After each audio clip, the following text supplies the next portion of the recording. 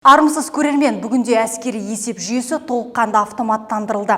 Әскерге шақыру бұйрықтары электронды форматта рәсімделіп жатыр. Жаңа ақпараттық жүйе азаматтарды әскер қатарына есепке алуды 100% қамтып отыр. Барлық мәліметтер, жеке деректер, тұрғылықты жері, оқу және жұмыс орны туралы ақпарат Смарт военкомат жобасында жинақталған. 2024 жылы іске қосылған бұл жүйе әскери есепке алуды толық цифрландырып, азаматтармен байланысты тиімдетті. Мәселен, SMS хабарлама арқылы азаматтар әскерге шақырылады. Азаматтарды олардың қатысуынсыз ішкі көші-қон кезінде әскери есепке қою. 17 жастағы жастарды жергілікті әскери басқару органдарына белсенді тіркеу. Азаматтың өтініші мен анықтамаларды ұсынудың қажеттілігінсіз мерзімді әскери қызметке шақыруды кейінге қалдыруды және босатуды ұсыну.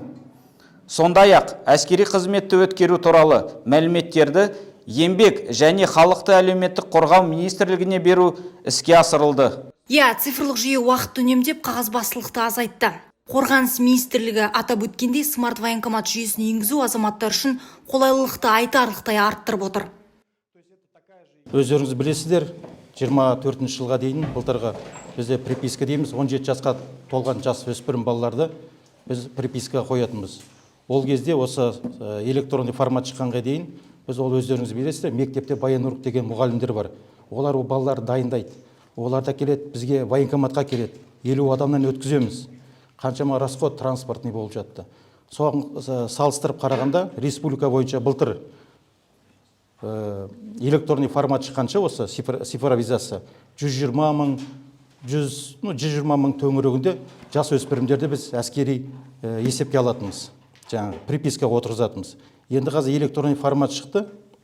Қазір бізде 170 маңайында бар. 50-60 мың уже бізде разница бар. Әскер қатарына шақырылатын сарбаздардың медициналық тексеруден өткізу жаңа деңгейге көшті. Медосмотр ақпараттық жүйесінің мүмкіндіктері толассыз.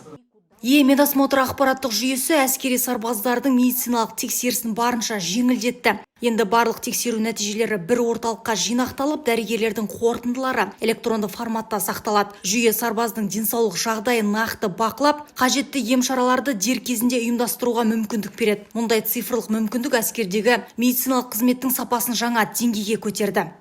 Оба глаза открыты, не моргаем, не вводим, смотрим, фиксируем домик. На сегодняшний день наши результаты, которые мы достигли на основании 2024 года, мы освидетельствовали 7 тысяч призывников.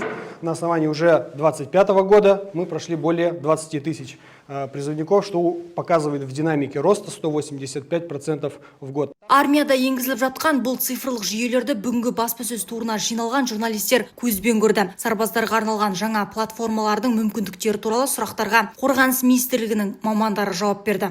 Бұл біздің тек қана жұмысымызды жеңілдетіп қана қоймай, сонымен бірге көпшілікке, халыққа, барша мынау тұрғындарымызға біздегі жүргізіліп жатқан жаңалықтарменен енгізіліп жатқан осы жаңа жобалардың болашақта оларға да қандай пайдалы және оңтайлы екендеріне көздері жетіп отыр.